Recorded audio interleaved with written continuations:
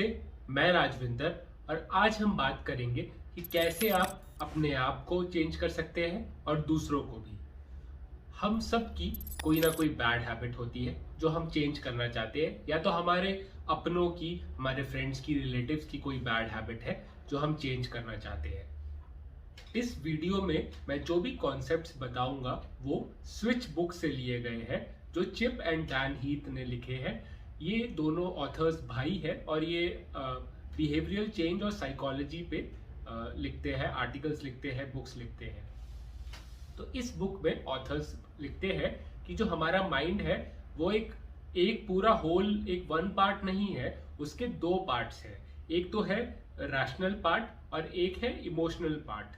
जो rational part है वो हमारा लॉजिकल पार्ट है, जो हम लॉजिकल थिंकिंग करते हैं, और इमोशनल पार्ट जहां से हमारे इमोशंस आते हैं, एंगर, लव, कंपैशन। तो जो ऑथर है उन्होंने इन दोनों पार्ट्स को एक एलिफेंट और एक राइडर से कंपेयर किया गया है। जो राइडर है वो है हमारा लॉजिकल पार्ट और जो एलिफेंट है वो है हमारा इमोशनल पार्ट। तो बेसिकली वो बोलते हैं कि माइंड है वो एक एलिफेंट है, उसके ऊपर एक राइडर, एक इंसान बैठा हुआ है।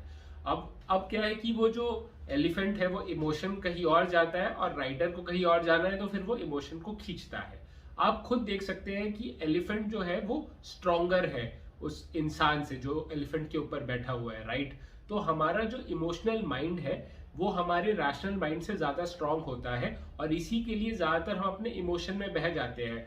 फॉर एग्जाम्पल, अगर ऐसा हो कि आप सुबह 5 बजे उठना चाहते हैं और अलार्म बज गया और सुबह 5 बजे आप सोचोगे अरे यार इतना कंफर्टेबल लग रहा है, इतना वार्म लग रही है रजाई, क्यों जाना है बाहर, क्यों एक्सरसाइज करनी है। तो इमोशन में आप बह जाओगे और आप जो अलार्म है वो बंद करके सो जाओगे वापस, ठीक है। या तो अगर आप डाइट कर रहे हो तो और सामने केक पड़ा है और आपका दिमाग बोल रहा है, रैशनल पार्ट, लॉजिकल पार्ट, कि नहीं खाना है, हमें ये केक नहीं खाना चाहिए, बट जो हमारा इमोशनल पार्ट है वो बोलेगा कि अरे खा ले यार, इतना सही केक होता है, मस्त मस्त एक पीस उठा ले। तो ये जो राइडर है और एलिफेंट की हमेशा ही लड़ाई होती रहती है। इसी की वजह से अगर हम चेंज होना चाहते हैं तो तब भी हम चेंज नहीं हो पाते, क्योंकि जो एलिफेंट है वो हमें कहीं और ले जाता है। तो जो राइडर है वो लॉन्ग टर्म सोचता है कि मुझे स्मोकिंग छोड़नी चाहिए, मुझे केक वगैरह खाना छोड़ना चाहिए क्योंकि ये मेरे लिए अच्छा नहीं है। बट जो एलिफेंट है वो इंस्टेंट ग्रेटिफिकेशन जो कहते हैं कि मुझे अभी चाहिए, जो चाहिए अभी चाहिए। एलिफेंट जो है वो पेन और प्लेजर प्रिंसिपल पे चलता है कि मुझे पेन से भागना है और प्लेजर चाहिए, इसी के लिए वो केक खाएगा, वो सोता रहेगा अलार्म बजते हुए भी और उठेगा नहीं। और जो राइडर है वो समझता है कि मेरे लिए सही क्या है और वो वही करना चाहता है लॉन्ग टर्म। बट जो एलिफेंट है वो राइडर की नहीं सुनता है। तो राइडर क्या करता है, ज्यादातर राइडर क्या करता है कि वो सेल्फ कंट्रोल यूज करता है। सेल्फ कंट्रोल में बेसिकली वो अगर सामने केक रखा भी हो तो भी उसको खाने का भी मन है तो भी नहीं खाएगा, तो वो सेल्फ कंट्रोल से अपने ब्रेन को कंट्रोल करते हैं। बट अगर आपने मेरी विल पावर की वीडियो देखी होगी, उसमें मैंने ये बोला है कि जो हमारा विल पावर, जो सेल्फ कंट्रोल होता है वो लिमिटेड है। अगर आपने वो केक ना खाने में यूज कर लिया सुबह को और दोपहर में वापस आपके सामने समोसा रख दिया, तो आपके पास सेल्फ कंट्रोल बचेगा नहीं अपने एलिफेंट को रोकने के लिए, क्योंकि आपने सेल्फ कंट्रोल वहां खर्च कर दिया। सेल्फ कंट्रोल हमारे पास एक लिमिटेड अमाउंट का होता है, अगर एक जगह पे खर्च कर दिया तो दूसरी जगह पे नहीं है। तो अगर हम सेल्फ कंट्रोल से चेंज नहीं हो सकते तो हम कैसे चेंज हो सकते हैं। ऑथर कहते हैं कि 3 तरीके हैं जिससे हम चेंज हो सकते हैं। पहला है कि डायरेक्ट द राइडर, राइडर को डायरेक्शन देनी चाहिए, क्योंकि राइडर क्या होता है, ज्यादातर एनालिसिस पैरालिसिस चीजों में फंस जाता है, ये करूं वो करूं ये करूं। तो उसको एक डायरेक्शन देनी चाहिए, हमें बिल्कुल क्लैरिटी देनी चाहिए कि यहां जाना है। उसके बाद सेकंड है, हमें मोटिवेट द एलिफेंट करना है। जो एलिफेंट है, हमारा जो इमोशंस है, उसको मोटिवेट करना होगा, उसे होप देनी होगी कि ठीक है अभी कोई चीज, समोसा मत खा, समोसा छोड़ दे, अगर अभी तुम समोसा नहीं खाओगे तो आगे चल के तुम्हारे 6 पैक एब्स होंगे। तो एलिफेंट को मोटिवेट करना होगा। और तीसरा है शेप द एनवायरनमेंट, हमें जो एनवायरनमेंट है, जो सिचुएशन है, उसको भी ऐसा बनाना होगा कि हम चेंज कर पाए अपने आप को। तो अभी एक एक करके इन तीनों पॉइंट के हम स्टेप बाय स्टेप देखते हैं कि कैसे करें। तो पहला है डायरेक्ट द राइडर। तो डायरेक्ट द राइडर में सबसे पहले जो ऑथर कहते हैं कि find the bright spots. Find the bright spots है बेसिकली कि फॉर एग्जाम्पल अगर आप कभी बचपन में अगर रिपोर्ट कार्ड लेके गए होंगे अपने डैडी मम्मी को और उनको दिखाया होगा, अगर आपको 5 में 90 मार्क्स आए और 1 में आप फेल हो गए तो ज्यादा टाइम फेलियर पे होगा कि यार तू फेल कैसे हो गया, 35 मार्क्स आए, 35 मार्क्स भी नहीं आए तुझे, है ना। तो हम लोग जो फेलियर है, जो जहां फेल होते हैं उस पर ज्यादा फोकस करते हैं, प्रॉब्लम पे ज्यादा फोकस करते हैं, जो चीजें अच्छा कर रहे हैं उस पर फोकस नहीं करते, सोल्यूशन पे फोकस नहीं करते। फॉर एग्जाम्पल अगर कोई इंसान संस्कृत में या कोई भी एक लैंग्वेज वाले सब्जेक्ट में फेल हो रहा है, तो अगर इंसान इंस्टेड ऑफ कि यार संस्कृत में क्यों फेल हो रहा है यार, तुझसे कुछ नहीं होगा, इंस्टेड उसकी जगह अगर आप ये करें कि अच्छा तुम मैथ्स और इंग्लिश में इतने अच्छे मार्क्स आ रहे हैं, इंग्लिश भी लैंग्वेज है, इंग्लिश में कैसे करें 90 मार्क्स आ रहे हैं, जो मतलब क्या कर रहा है तू इंग्लिश में, तो ये देखो कि तुम क्या ऐसा कर रहे हो अच्छा जो तुम इंग्लिश में अच्छा कर पा रहे हो। बेसिकली तुम अपने स्ट्रेंथ्स देखो, ठीक है। कि फॉर एग्जाम्पल कोई अल्कोहलिक है जो अल्कोहल छोड़ना चाहता है, उसको अगर हम पूछेंगे कि ऐसा कौन सा दिन है वीक का या ऐसा कौन सा टाइम है जब आपको अल्कोहल पीने का मन नहीं करता है, फॉर एग्जाम्पल ऐसा हो सकता है कि वो बोलेगा कि जब मैं अपने बच्चों के साथ खेलता हूं तब मुझे अल्कोहल पीने का मन नहीं करता है। तो हम ये देख सकते हैं कि जब वो कोई बिजी हो और वो कोई ऐसा काम कर रहे हो जो उसमें वो इंटरेस्टेड है, और also he is asking for love, उनको प्यार की बेसिकली कह सकते हैं कि जरूरत है, कि अगर वो अपने बच्चों के साथ खेल रहे हैं तो उनको वो प्यार वाली सिचुएशन में है। तो हमें पता है कि ऐसी कौन सी चीज है जिससे वो अच्छा करते हैं, उनके स्ट्रेंथ्स क्या है, वो बेसिकली किन कारणों की वजह से वो कई सारी सिचुएशंस में अच्छा कर रहे हैं। तो और हमें फिर वही जो स्ट्रेंथ्स है हमारी, जो जिन सिचुएशंस में अच्छा कर रहे हैं, हमें वो रिपीट करना है। तो फॉर एग्जांपल अगर आप जैसे पढ़ते हो, ऐसा हो सकता है कि आप मैथ्स और इंग्लिश में इंटरेस्ट लेके पढ़ते हो और आपका जो पढ़ने का तरीका थोड़ा डिफरेंट है, तो वो चीज आप संस्कृत में यूज कर सकते हैं कि संस्कृत में भी मैं थोड़ा इंटरेस्ट क्रिएट करने की कोशिश करूंगा। मैं ऐसा कर सकता हूँ कि मैं कोई यूट्यूब चैनल या कुछ और तरीकों से पढ़ना शुरू करूंगा, और मैं जैसे मैथ्स में 2 घंटे पढ़ता हूँ और फिर थोड़ा ब्रेक लेता हूँ, कुछ और सब्जेक्ट पढ़ता हूँ, उसके बाद फिर मैथ्स वापस करता हूँ। पर संस्कृत मुझे वीक हूं तो मैं संस्कृत पूरा दिन पढ़ने की कोशिश करता हूँ और फिर पढ़ ही नहीं पाता।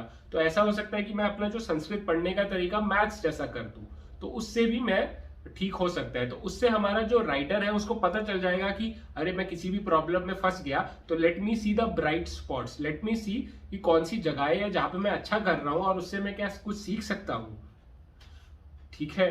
तो उसके बाद है सेकंड पॉइंट जो है script the critical moves. Script the critical moves में बेसिकली ये बोलते हैं कि हमारा जो राइडर है वो एनालिसिस पैरालिसिस में फंस जाता है। अगर उसको कोई प्रॉब्लम दी जाए और उसको बहुत सारी चॉइसेस दी जाए तो उसको समझ नहीं आता कि ये करूँ वो करूँ ये करूँ। आपके साथ भी ये होता होगा।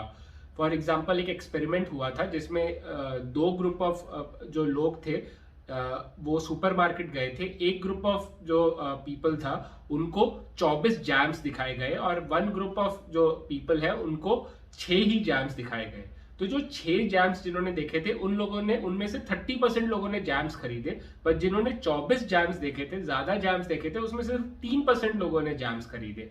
इससे हम ये सीख सकते हैं कि जब ज्यादा चॉइसेस हो जाते हैं तो हम डिसीजन ही नहीं ले पाते।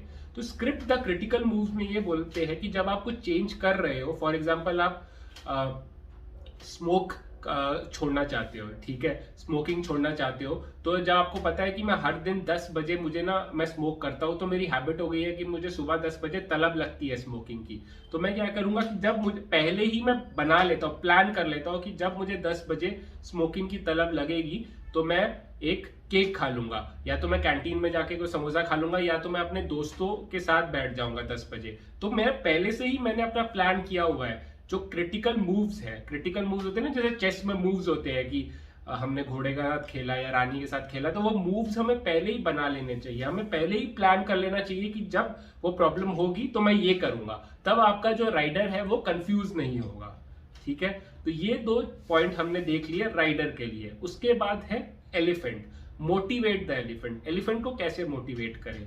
तो फर्स्ट है कि shrink the change. Shrink the change है कि जैसे मैंने काफी सारी अपनी वीडियोस में बोला है कि अगर आपको कोई एक बड़ा चीज करना होता है उसको आप छोटे छोटे गोल्स में बांटिए। तो श्रिंक द चेंज, चेंज को छोटा करिए, श्रिंक करिए। तो फॉर एग्जाम्पल अगर आपको कोई एक सब्जेक्ट पढ़ना है, 16 चैप्टर पढ़ने हैं एक हफ्ते में, तो अगर आप यही सोचते रहेंगे यार 16 चैप्टर, पर उसकी जगह आप करोगे कि मुझे एक दिन में कितना हो गया, दो से ढाई चैप्टर करने हैं, और 2 या ढाई चैप्टर को भी मैं 1 घंटे में मुझे आधा चैप्टर करना है। तो 1 घंटे में आधा चैप्टर या 1.5 घंटे में आधा चैप्टर तो भी डुएबल लग रहा है, राइट। 16 चैप्टर के बारे में सोचते रहोगे तो बहुत बड़ा चेंज लगेगा, पर अगर आप उसको छोटा गोल में अगर आप बांट लोगे तो वो इतना नहीं लगेगा, इतना बड़ा नहीं लगेगा।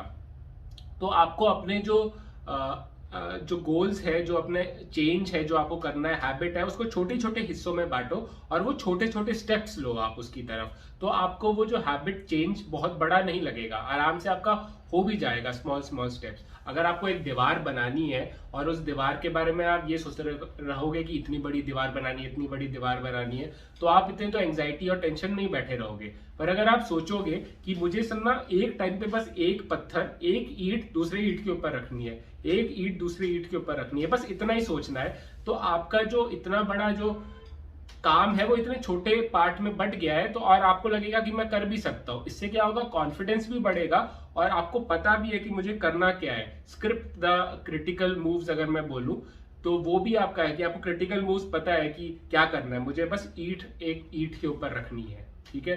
तो ये है श्रिंक द चेंज। फिर चौथा पॉइंट है जो इमोशंस चेंज करने का, वो है आइडेंटिटी। कहा जाता है कि डिसीजन मेकिंग में कि हम ना 2 तरह से डिसीजन लेते हैं, या तो कॉन्सिक्वेंसेस देख के, ये देख के कि ये क्या मेरे लिए अच्छा है या मेरे लिए बुरा होगा आखिरकार, या सेकंड हम अपनी आइडेंटिटी के बेसिस पे। फॉर एग्जांपल अगर आप वोट देने जाते हो तो कई लोग बोलते हैं ना कि मैं तो बीजेपी वाला हूँ या तो मैं कांग्रेस वाला हूँ और मैं कांग्रेस को ही वोट दूंगा। वो अपनी आइडेंटिटी बना लेते हैं कि मैं कांग्रेसी हूँ या मैं बीजेपी वाला हूँ, ठीक है। तो अगर आप आइडेंटिटी बनाते हैं तो आपको चेंज करना बहुत ज्यादा इजी हो जाएगा। फॉर एग्जाम्पल अगर कोई बंदा स्मोकर है और वो ये सोचेगा कि I am a healthy person, मैं हेल्दी पर्सन हूं तो मैं हेल्दी वाले ही हैबिट्स करूंगा, और फिर वो सोचेगा कि क्या एक हेल्दी पर्सन स्मोक करता है, बोलेगा नहीं स्मोक नहीं करता है हेल्दी पर्सन, तो वो हैबिट चेंज करने में ज्यादा उसको हेल्प मिलेगी। एटॉमिक हैबिट्स एक जो बुक है, बहुत ही फेमस बुक है, उसमें भी यही बोला गया है कि अगर आप अपने हैबिट को अपनी जो आइडेंटिटी में ले आएंगे, फॉर एग्जाम्पल अगर कोई बंदा बोलेगा कि आई एम अ पर्सन, मैं ऐसा बंदा हूं जो हर कॉन्सेप्ट को बहुत अच्छी तरह से समझता हूं, तो उसके अंदर वो आइडेंटिटी बन जाएगी और जब भी वो पढ़ेगा तो वो हमेशा ये सोचेगा, उसके दिमाग में खुद ही आ जाएगा ऑटोमेटिकली कि मुझे हर कॉन्सेप्ट में जो पढ़ रहा हूँ अच्छी तरह से समझना है, ऊपर ऊपर से नहीं पढ़ना है। तो अगर आप आइडेंटिटी बना देंगे कि फॉर एग्जाम्पल कोई बंदा है, ये उसकी आइडेंटिटी है कि मैं हमेशा पंक्चुअल हूं, मैं हमेशा टाइम पे पहुंचता हूं, तो वो 100% डालेगा अपना कि मैं टाइम पे पहुंचू। तो आप अपनी आइडेंटिटी वैसे बना लीजिए कि मैं ऐसा इंसान हूं जो अच्छे काम करता है, या मैं ऐसा इंसान हूं जो पंक्चुअल रहता है, या मैं I am a healthy person, मैं ऐसा इंसान हूं जिसकी सिर्फ हेल्दी हैबिट्स है। तो ये हो गया राइडर के जो हमने 2 पॉइंट्स बताए, और एलिफेंट। अभी अगला जो सबसे इंपॉर्टेंट है, जो काफी लोग उसको मतलब इतना ध्यान नहीं देते, वो है सिचुएशन, एनवायरमेंट, हमारे आसपास की जगह। लोग कहते हैं ना कि नहीं मेरे अंदर है, मैं करूंगा, ठीक है, मैं मतलब मैंने मान लिया है, मैं डट के करूंगा वो। बट द थिंग इज कि वो जो एनवायरनमेंट है, जिस सिचुएशन में हो आप, वो बहुत ही मैटर करता है। आप चाहे कितना भी अपना मन बना लो कि मुझे पढ़ना है, मुझे पढ़ना है, पर बाहर म्यूजिक इतना लाउड बजेगा या बाहर मतलब इतनी आवाज होगी, तो क्या आप पढ़ पाओगे ठीक से? तो एनवायरनमेंट इज वेरी इंपॉर्टेंट। तो जो एनवायरनमेंट को शेप द पाथ जो बोला है ऑथर ने, 3rd point shape the path, उसके जो 2 सब पॉइंट्स है, वो है पहला कि ट्वीक द एनवायरनमेंट।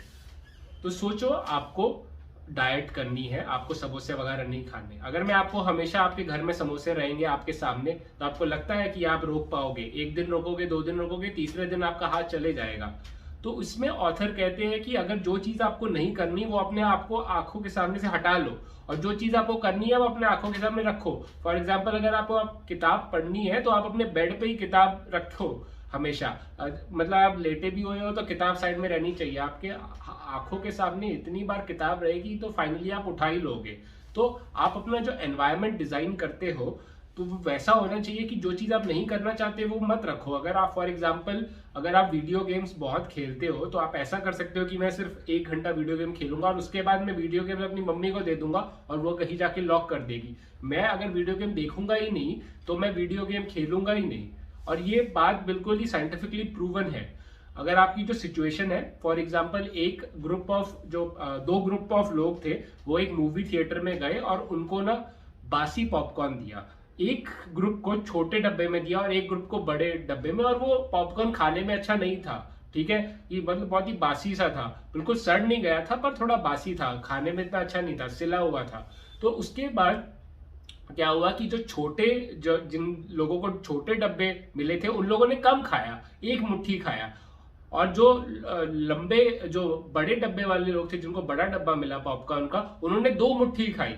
और जब एक्सपेरिमेंट के बाद जब उनसे पूछा गया कि क्या आपको ये पॉपकॉर्न पसंद आया, तो दोनों ने बोला कि मुझे पॉपकॉर्न पसंद नहीं आया। दोनों को ही पॉपकॉर्न पसंद नहीं आया, पर तो भी बड़े डब्बे वालों ने ज्यादा पॉपकॉर्न खाया क्योंकि उनको मिला ज्यादा था। अगर आपके एनवायरनमेंट में चीज होगी तो आप करोगे वो। पर होता है ना कि अगर आप शराबियों के साथ घूमोगे तो बहुत चांसेस है कि आप भी शराब पीने लग जाओगे। तो आप अपना एनवायरनमेंट ऐसे क्रिएट करो कि जो चीज आपको नहीं करनी वो वहां पे ना हो, और जो चीज आपको करनी है वो वहां पे हो। ठीक है, उसके बाद जो 6th पॉइंट है और जो 2nd पॉइंट है शेप द पाथ में, वो बेसिकली कि बिल्ड हैबिट्स। अगर आप अपनी हैबिट्स बनाओगे तो वो ऑटोमेटिकली आप करोगे, राइट। क्या होता है कि अगर आपको कुछ करना है, फॉर एग्जांपल अगर आपको हर दिन अच्छा ब्रेकफास्ट खाना है, तो अगर आप हैबिट बना दोगे वो ब्रेकफास्ट खाने की कि मुझे अच्छा ब्रेकफास्ट हर दिन खाना है, तो वो ऑटोमेटिकली आप सुबह उठोगे तो आपके दिमाग में ये आएगा कि मुझे अच्छा ब्रेकफास्ट कुक करना चाहिए।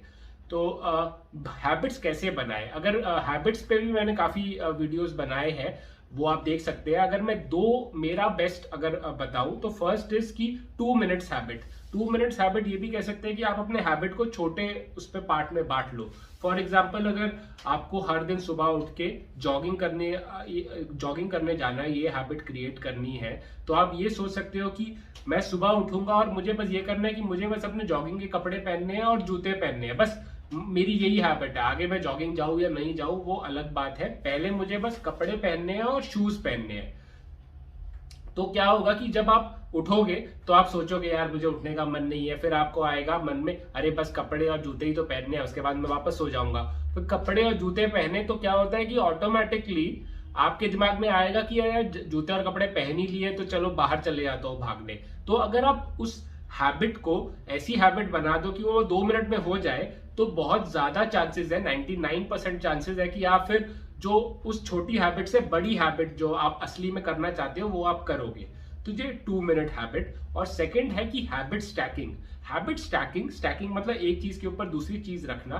तो फॉर एग्जाम्पल अगर कोई हैबिट है आपकी जो पहले से ही बनी हुई है, फॉर एग्जाम्पल आप सुबह उठते ही ब्रश करते हो, तो उसके साथ आप ये जोड़ लो कि जैसे ही मैं ब्रश करूंगा उसके बाद ही मैं 10 मिनट मेडिटेशन करूंगा। तो आप एक हैबिट को दूसरे हैबिट से जोड़ रहे हो, हैबिट स्टैक कर रहे हो। उससे भी आपकी जो हैबिट्स है वो बनेंगी, वो और बहुत जल्दी बनेंगी और वो टिकेंगी भी। तो ये 2 तरीके हैं, और भी काफी तरीके हैं, आप मेरी वीडियो में वो देख सकते हैं, मैं लिंक डाल दूंगा।